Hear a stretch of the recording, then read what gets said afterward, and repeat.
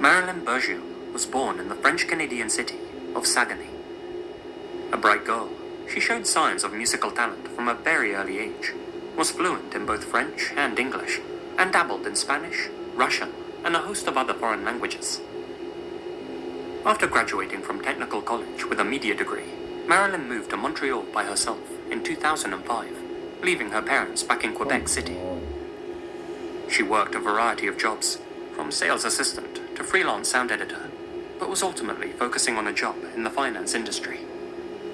However, after just a few months of vocational training, Marilyn dropped out of her program to pursue a career as a flight attendant. She told her parents that the job was an opportunity to travel at a heavy discount. She could chase a solid career any time, but she wanted to explore the world while she was still young.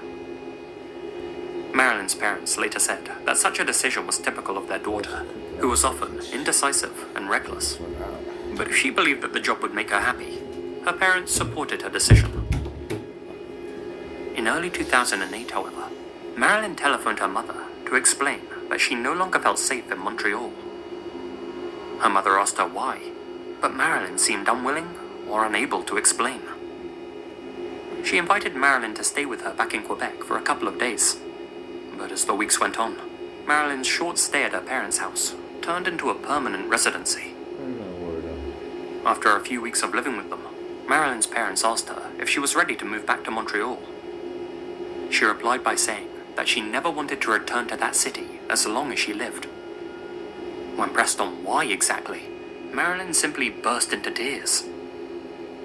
Unable to continue living in ignorance, Marilyn's father demanded to know why she was acting so strangely, but she simply refused to give a straight answer. She only assured her increasingly anxious parents that it wasn't to do with drugs, debt, or a toxic relationship. When Marilyn's father asked if anyone had hurt her or attacked her, she suddenly went quiet. Realizing that he was on the right track, he asked if she had been warned. At that point, Marilyn erupted into tears before fleeing to her bedroom. Convinced that this was the reason for her behavior, Marilyn's parents offered to help her file a police report and asked if she knew the man who had attacked her. Yet, to their surprise, Marilyn denied having been attacked at all, and instead told her parents that what she was dealing with was, quote, much, much worse than that. Over time, Marilyn became increasingly withdrawn, and soon stopped communicating with her parents entirely. In turn, her father began researching therapists who may be able to help her, but his efforts would be in vain. Fucking bash him up, man. Whatever Marilyn was going through, she had reached her breaking point. On the morning of February 17th, 2008, Marilyn told her parents that she was going for a walk. She was wearing suede boots and a long black overcoat with a grey fake fur trim. The only thing that she took with her was her credit card. She left all other identification at home. Just after 11 a.m., Marilyn was caught on CCTV attempting to withdraw $60 from an ATM on the Boulevard de Lumière, but her bank denied the request. That same security footage shows Marilyn looking over her shoulder several times, as if she was concerned that someone was following her or watching her off camera. Where Marilyn went during the next 5 hours remains a mystery. She was next spotted at exactly 4:03 p.m., buying a cup of coffee in Saint-Romuald, a small town just south of Quebec City.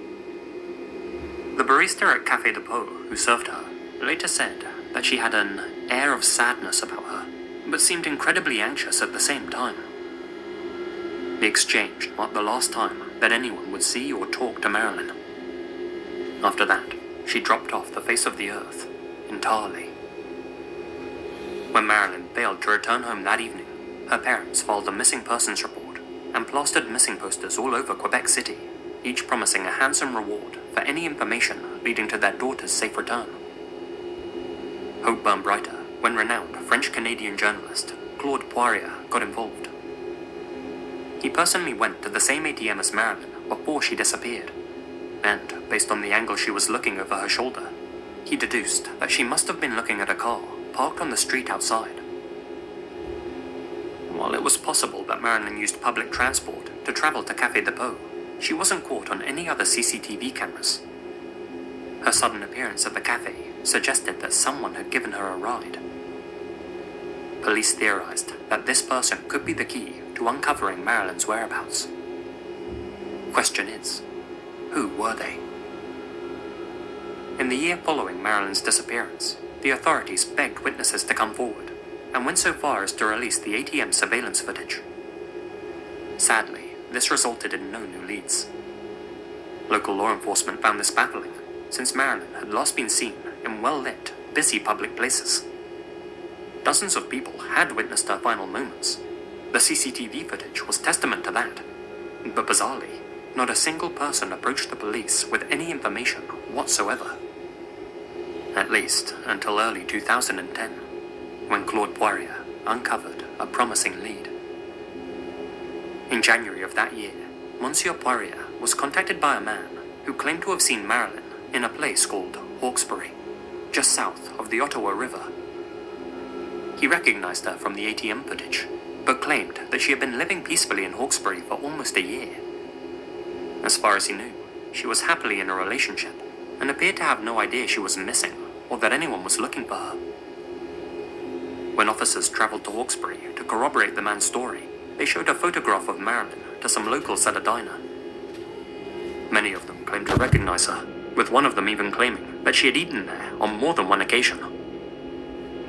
Believing they were hot on Marilyn's trail, detectives combed Hawkesbury for any sign of her. After just over a week of searching, with no sign of the young woman, they concluded that she must have moved on.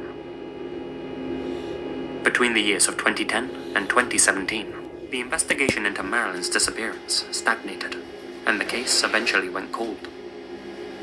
Marilyn's parents were quick to voice their discontent with the efforts of the local police, and rebuked one detective's claims that they had done their best. In their words, the authorities were refusing to treat Marilyn's disappearance as a criminal case, and instead of murder or trafficking, favored an explanation of voluntary disappearance or suicide. In her parents' opinion, Marilyn must have witnessed some kind of violent or disturbing crime whilst in Montreal. Witnessing it had made her the target of some very powerful, very frightening individuals, meaning she was forced to flee the city.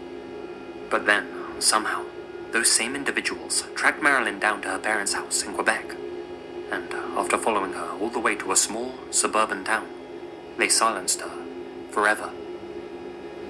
A police spokesperson dismissed the Bergeron family's claims as pure fantasy, and while he empathized with their grief, he said there was likely a much more simple explanation for what happened to their daughter. However, in late 2017, an old college friend of Marilyn's was approached by a journalist. This friend, Jonathan Gauthier, claimed to have discussed Marilyn's problems with her in the days prior to her disappearance. Jonathan said that he and Marilyn had planned to attend a party together one evening when he noticed that same sudden shift in her behavior. After arriving at her apartment to pick her up, Jonathan found Marilyn lying in the dark. When he asked what she was doing, she simply replied, "Thinking." Jonathan said that her mood was briefly lifted by the party's celebratory atmosphere, but at some point during the evening, Marilyn became intensely anxious. She begged him to drive her back to her apartment and wept all the way home. Much like her parents, Jonathan assumed that Marilyn had either witnessed a crime or had been attacked. But again, she denied both possibilities. When pressed for details, Marilyn remained tight-lipped, stating only what she would later repeat to her parents, that the truth was much, much worse than anything Jonathan suggested. "You can't even imagine what I've been through," she said. It felt to Jonathan that if Marilyn were to tell him exactly what had happened, his life would somehow be at risk too. Jonathan's account reignited media interest in Marilyn's case, and as news of her disappearance reached the wider Western world, the investigation began to pick up steam once again. In October of 2022, Canadian investigators announced another possible